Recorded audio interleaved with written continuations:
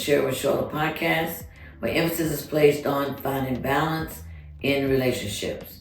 I am the creator and host, and thank you again for tuning in to a new episode and being a part of my podcast community.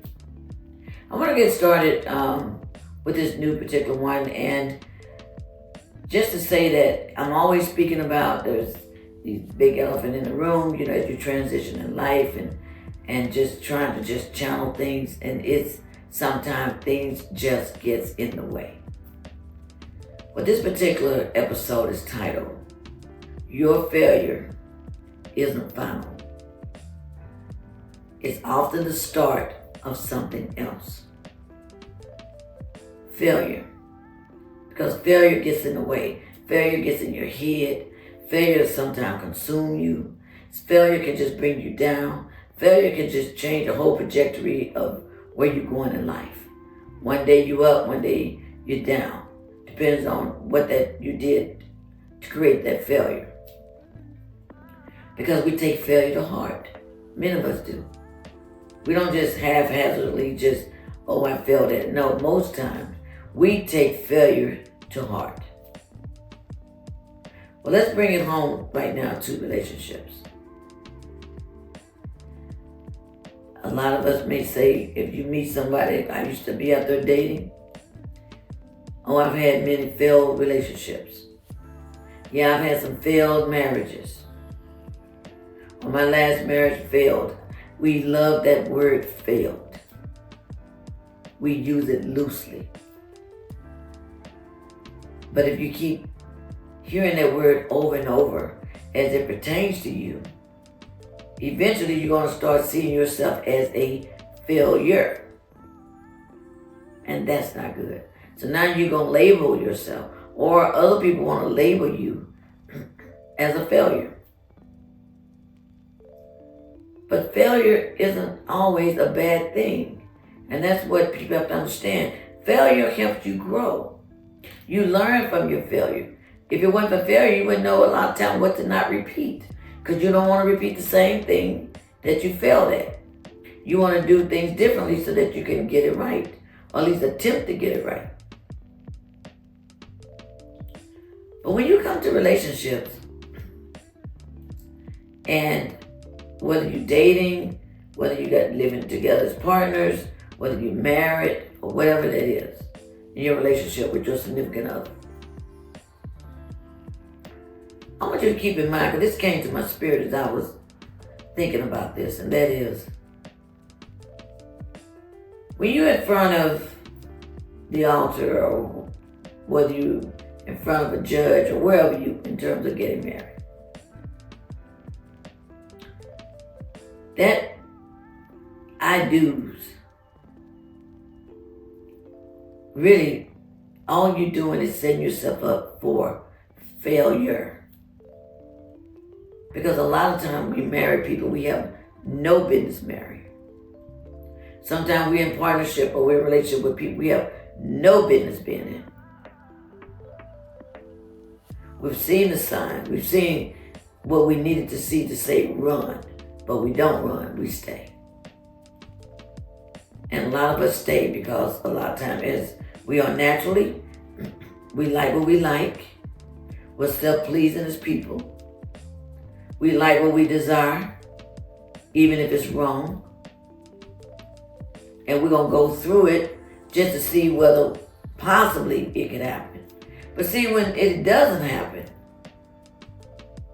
and then you turn around and you have to say, wow, that was a failed relationship. That was a failed marriage. No, that wasn't a failed relationship, and it wasn't a failed marriage. That from the start was doomed.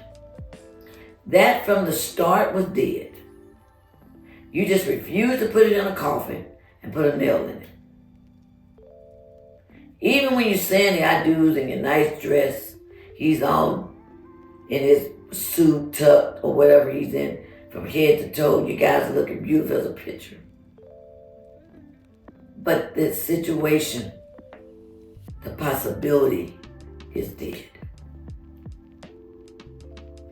We have a tendency to do what we want to do, but what feels good to us. We don't look to see what's best. We don't look for logic. We don't, a lot of times don't even look for good common sense. But we just know that this feels good. I love this guy. I love this girl. She's so fine. He's so fine. Yeah, he got all these problems. Yeah, she got all these problems. But I'm going to marry her. I'm going to marry him. And I'm telling you, that situation is already dead. You cannot go and define it as a failed relationship, a failed marriage. You can't do that. And the reason is because you cannot fail something that's already dead. It's dead. It was dead at the altar. Because God's supposed to choose your mate. He's supposed to decide who he's made for you. Because he has a designated person for you.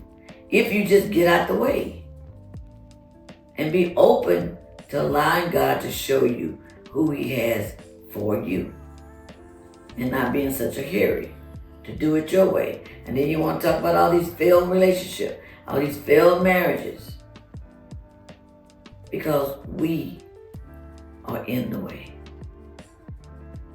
And again, you can't fail something that's already dead from the beginning. And I've never thought of it that way because I've had failed marriages, so-called. And I had to really look at that.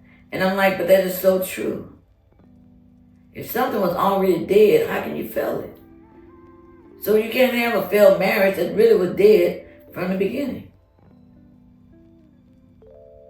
And I'm not saying that's always the case, because it's not always the case. But when you say you had a failed marriage, look at it this way as well. You gave it all you could, to the point of just doing stuff that you probably shouldn't have done. But the other person just didn't even try. Didn't make the effort. When I cheated on you, or whatever that is, or, stay gone overnight. Come back home, you still home. You still trying to be the wife. You still trying to be the husband. After they've been out. Until your enough is your enough. But then you get labeled failed marriage. But did you fail it? I mean, you have to really think about this because it's so easy to put label on things. And failure is not something that's positive, something you want to keep feeding yourself, that another failed this, another failed that. I'm going to share this with you because this happened with me in a marriage. I knew about a lot of the infidelity and stuff that was going on. But you can't fix somebody. But what bothered me more, which is sad to me, but what bothered me more is that if I left, I would have failed. If I left, the marriage would have failed. And I would have had that label again on my back. And I stayed, and I stayed, and I stayed, trying to make something that was dead be alive. Until I had reached my end. And to me at that point, I didn't care about the failure because I was just choking on everything I was going through in the relationship. That I had my enough. But I stayed through some things that I know if I didn't focus so much on failure, I would have left. But failure is hard a lot of times to accept failure. And I have to ask you out there listening, what are you involved in right now? that you know is dead. But you don't want that label or that stigma of failure to follow you. So you just stay in it, whatever that is. Because you don't want to feel that you did not succeed, that it did not make it. So I'm just going to hang in there, I'm just going to do this. And it don't just have to be just about relationship. It could be about a business that you keep pouring all this extra money in, and extra money in, and extra money in, and then you borrowing here, you borrowing there. Because you don't want to accept the fact that it's dead. You don't want to accept failure. Because the failure will hurt you even more than it would the loss of the money. Because what would people say? Because that's the things I was thinking. What my family would say. What would people think of me? Here she go again. And it bothers you because you want the acceptance of other people to believe in you. And we put ourselves through all these different things because we don't want to accept failure. And we do that. You do more harm hurting yourself because you're sure not helping yourself. And you have to be really, really careful with that word because we use it too loosely. People out there that are parents, you should never say to your child that you're a failure to me. Your son, your daughter. You should never say that because that cuts so deep for you to define them as that. And then you have to be careful as a parent, as a new parent, to not compare your children to someone else, this child, or to compare them to your children that you've had if you have multiple kids. Because everybody don't grow on the same level. Some people grow faster, some people grow slower. But that does not make them a failure. But what we miss about failure is that failure is an opportunity to grow. Failure is an opportunity for you to see yourself as to what can you actually do. Test yourself. Because if you never failed at something, you don't know what you're actually capable of. Because how do you pick yourself up for failure? How do you step out of failure? How do you move while you're in the failure to step out? What are you really made of? Because if all of you know is succeeding, you never test it. Failures test you. It tests you. But failure is not always a bad thing.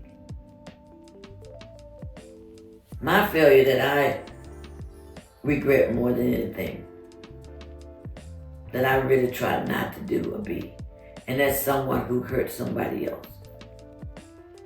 Because it bothers me when I fail to do something and it hurts somebody. It don't even have to be intentional because I don't ever want to intentionally hurt somebody. But even if it's unintentional, it still bothers me because I hurt them.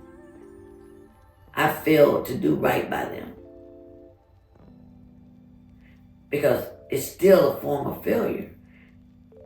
All aspects of our life, and I do mean all, somehow is tied to whether you fail or whether you succeed.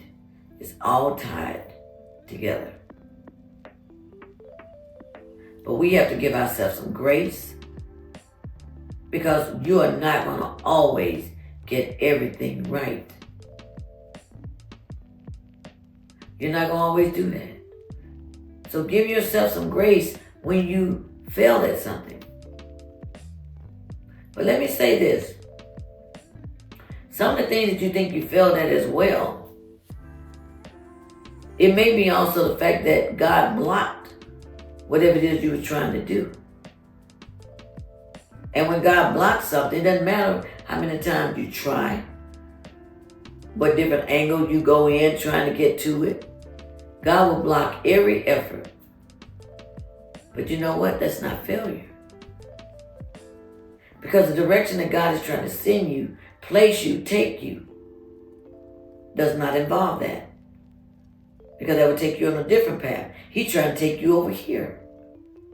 And you over there sulking, mad, upset, because you didn't achieve that. Because that didn't happen for you. That door didn't open for you. But you got to understand, please understand this. Everything that you define as failure is also could be part of what God is saying no to for you. For you.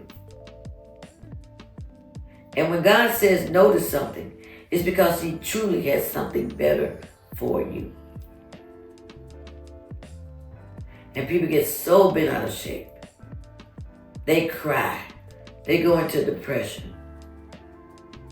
They go into a rage. They isolate themselves. And some people would even kill themselves from failure. Because they think that they're no longer worthy. Because they now doesn't see the fact that they failed at things. They have redefined themselves as failures. And that is never good. Never. But we have to be truly careful. How we interject that word, how we put that word on the people, how we label other people, that you don't damage people as far as what they feel like they have their self-worth. Because you say that word too loosely too often. You can change the trajectory as to how someone sees themselves. And you can change the trajectory as how other people see them. Because you keep feeding that.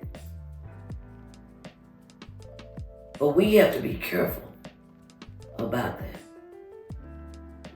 It's enough that people beat up on you enough, or the world come at you sideways. We have to know how to love on ourselves and accept failure as something that you give grace to. And you look for God for that guidance on that. And then you look at, like I said, your failure isn't final, but it's often the start of something else. So maybe you should get excited about the something else that God is trying to give you and show you. Instead of looking in the rearview mirror, what's behind you. Because failure is something that's behind you, because it says it's failure. To fail at something, it has to be something that happened. Because as long as you're working on something, it's not yet failure. But failure is also when you have actually had enough sense sometimes to just surrender. You got to surrender to it. I'm done. You win. I can't do that. I tried. I've given it my all. I surrender. Here's my white flag. I wave. It's the done deal. It's over. But some of your failures should be in a place of celebration. When I finally left my ex-husband, after being there way too long, with all the stuff that was going on, it was a moment for me to just exhale. Because I felt like I had been obedient to God in that relationship, that marriage. I accepted the fact that it was a failed marriage again. But I was all right with that. Because I had dealt with that, processed it out, and said, regardless, I have to go to save me. Some of your failures is to also save yourself. Sometimes you gotta make a choice. Either I keep working at this thing, going nowhere, or I can save myself. And sometimes you just have to choose you. I chose me. I chose me. I'm glad I chose me. I loved me enough to accept the failure of that relationship, that marriage, because that's how I defined it at that point in time, that it was a failed marriage. But I've come to learn, because I saw signs of the same thing even before I said that I do. So my question to me is, but why would I think it'd be any different because I said I do? If I saw the same thing before the marriage, why would I think it'd be any different just because we both said I do? But clearly it says to me that it was dead at the point of I do. It was dead. And I'm trying to give it life. I was trying to give it life. And it died anyway. Because it's hard to resurrect something that's dead. I'm not saying in some instances you can't do that. I said it's hard. It's difficult to resurrect something that honestly is dead. And I had to come to terms with that. But I want you to come to terms with some things. And again, what are you literally living in, struggling in, fighting in, crying in, lost in, however you want to put it? In a place that you care more about the fear of failure. The fear of failure than doing what you know you have to do. And that could be anything. I'm saying get out of your way. Push fear to the side. Put a torch to it. Because at the end of the day, whether you leave and whether it's defined as failure, the situation, it still does not define you. And this is everything. It does not define you. Unless you allow it to define you. But failure is the big elephant in the room.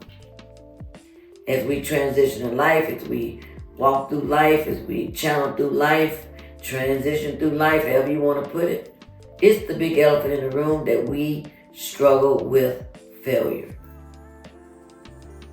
We struggle with it. And it's on all counts. Whether you struggle with your finance, you fail at that. Do you fail at being honest, your infidelity? Do you fail at that? Do you fail at being a good mother to your children? Do you fail at being a good father to your children? Do you fail as a spouse? Do you fail as what do you fail at? Because the thing that you see yourself failing at, but not yet have failed, you can still catch yourself. Because you can be failing, but not yet failed. Failing means it's still in motion, but once it's failed, it's a done deal. So what are you failing at that you need to catch yourself? That you need to do differently, that you can make some changes? And then what's some things that you're failing at that you need to just let fail? Because sometimes it's just, you need to just let go. And then sometimes, like I said, you're failing, but you haven't yet failed. That means you got time. You got time. But I want you to think about where you are on all aspects, everything. The totality of your life. And ask yourself, are you failing at anything that you need to catch yourself and make some changes? Or have you already failed at some things, but you won't let go. It's already, it's over. It's done. You're just still in it. It's failed. So I don't know who's struggling out there with that, but I know it's a big thing for a lot of people. And like I said, it's a lot of what I talk about, I can identify with it. Been there. And I'm not saying some things won't still happen with me, because as we all sinners on a daily, I sin every day. I feel God on a daily with something. But I'm always working within me to be better so that I can hopefully fail less in the world. You're going to fail anyway, but I want to fail less as much as I can. As much as I can. But don't also be afraid of that word, because failure is growth. If you take what you need from it to grow from that experience. But if you stay the same, you just repeat the cycle. But it's not a bad thing to accept failure. Because again, failure is how you grow. And we all in this place where we always want to be in the stages of growing. No matter how old you are, you can always learn something. And as you age, that's called wisdom. From all that growth and those experiences that you've had, that's called growth. And it turns into wisdom. And you want that. So I hope you're taking this to heart. I hope you can look at some things in your life that maybe you beat yourself up, in your past experiences and stuff, and you're still stuck in that place thinking, man, I failed at this, I failed at that, I failed. I'm just saying, don't be so consumed with that. So I hope you're taking this message to heart. I really do. If you're beating yourself up on that, release yourself of it. Release yourself. And if you're holding somebody else hostage to that, release them. Release them. Give grace. Give grace. Because that's what God gives us on a daily. He gives us grace. So thank you for listening to this message. I appreciate you. And I thank you for just being a part of my podcast community. Thank you for your words of always supporting me, encouraging me. I like to hear your comments. I know people call me, they'll send me personal text, but please, I'm asking that you write your comments, your thoughts on my page, so that it's not just for me, but it's also for others. Because what you say may have weight that someone else can build on. You can watch me also on my Facebook. You can also watch me on Instagram, TikTok. And I just want to say, if you have not yet subscribed or followed my podcast, please do so. If you like the message, please click the like button. And if you'd like to be a part where you like to be a guest, I invite you to be a guest. Because again, your story is never just your own, it's to be shared.